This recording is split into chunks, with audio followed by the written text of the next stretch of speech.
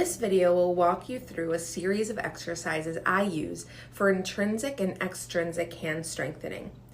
It uses simple, low-cost items that your patients can find pretty much anywhere. I recommend Amazon. These exercises have worked well for my clients, and I hope they'll help yours as well. First video. This activity works on intrinsic hand strength. It helps to activate the thenar and hypothenar eminences to improve the strength of your palmar arches. This is required for most in-hand manipulation tasks. The directions. With your hand pointed up to the sky, make a bowl-shaped pocket with your hand and place the ball inside it. Squeeze your palm around the ball so that the object is secure. Once secure, turn your palm so that it's facing down to the floor while holding the ball inside the pocket for 5 to 10 seconds before returning your palm to the starting position. Know that the amount of time your patient holds it will depend on their level and ability. The amount of forearm rotation will also change based on your client. Video 2. This activity works on active range of motion and neuromuscular communication of gross digits. It facilitates gross activation and simultaneous motor control of digits 3 through 5.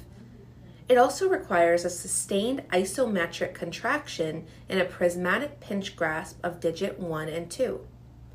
The directions. Hold one ball between your thumb and your index finger using the pads of your fingers. Nothing else should be touching that ball. Secure the other ball with digits 3 through 5. Using movement of all 3 digits, walk the ball down to your wrist and up to the middle part of your finger. Completely stretch your fingers out until they are completely extended. Remember to keep stable and control the ball. This is a hint. Remain in control of the ball the entire time. Do not use momentum, rolling, or gravity to help you with this task. Video 3. This activity facilitates gross activation and isolated or alternating motor control of digits 3 through 5.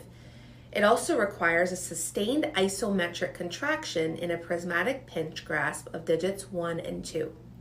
Directions. Hold one ball between your thumb and your index finger using the pads of your fingers only.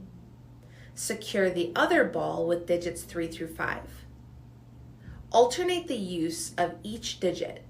One at a time, begin with your middle finger to walk or roll the ball forward and all the way back so that your finger is fully extended and fully flexed at all joints, all while keeping the ball stable.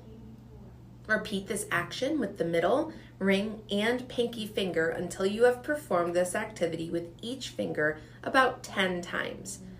Remember that the number of repetitions will change based on the patient tolerance. Again, remain in control of the ball the entire time. Do not use momentum, rolling, or gravity to help you with this task.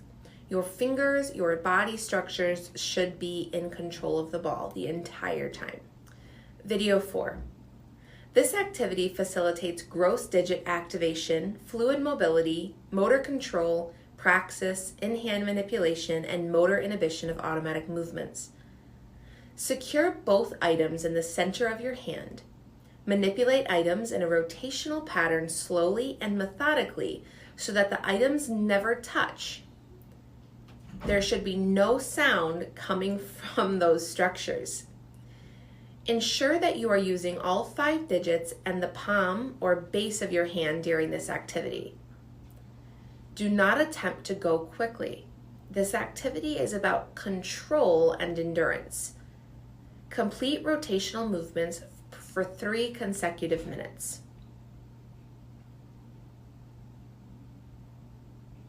Video 5. This activity facilitates thumb to pinky translation and dexterity. It also helps with motor coordination and control. Begin by holding the ball securely between your thumb and index finger using a prismatic pinch grasp. Without touching the ball with the 3rd and 4th digits, Transfer the ball from the thumb and index finger to your pinky. Retrieve the ball and return your pinky to a modified upright position before transferring the ball back to the first and second digit to once again hold it with a prismatic pinch grasp. Complete this about 10 times. And finally, video 6. This activity facilitates co-contractions and stabilization functions of muscles within the extensors and flexor forearm compartments, as well as motor control and intrinsic hand strength.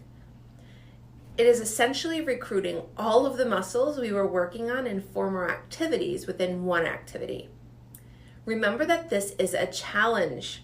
I would highly recommend the therapist doing this activity with the client so that they can be mindful of how challenging it actually is. Place the rubber band around the end of all 5 digits. If you have a large rubber band, simply double wrap the band to ensure that it's providing the right type of resistance. After the rubber band is secure, expand all 5 digits equally, ensuring you are keeping your joints semi-flexed or semi-bent position. Once you have reached the limit of expansion, while keeping joints bent, hold for about 5 seconds. Return to a starting position, rest, and begin again. Do this approximately 5 times. Here's a note. Do not expand further than your weakest digit.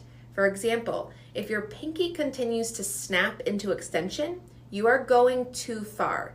This exercise is meant to strengthen your digit structures in an open packed position in order to decrease future injuries when performing functional movements.